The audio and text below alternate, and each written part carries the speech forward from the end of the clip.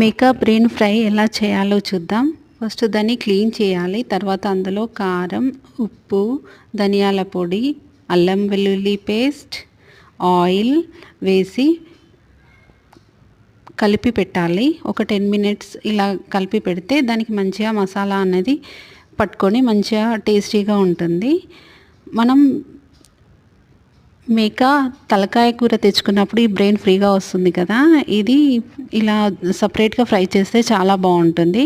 దీనికి first oil వేసి అందులో అల్లం వెల్లుల్లి పేస్ట్, ఉల్లిగడ్డ, కొత్తిమీర, వెల్లుల్లి అన్నీ వేసి బాగా ఫ్రై చేసి ఇందులో పసుపు వేసి ఫ్రై చేసి తర్వాత మనం రెడీ చేసి పెట్టుకున్న మేకా బ్రెయిన్ వేసి మంచి స్లో ఫ్లేమ్లో ఒక 10 మినిట్స్ వరకు ఊకే కలుపుతూ ఫ్రై చేయాలి. అది మంచిగా ఫ్రై అయ్యి ఎగ్ ఫ్రై కర్రీలా అవుతుంది. ఇది చాలా బాగుంటుంది, పిల్లలు కూడా ఇష్టంగా తింటారు.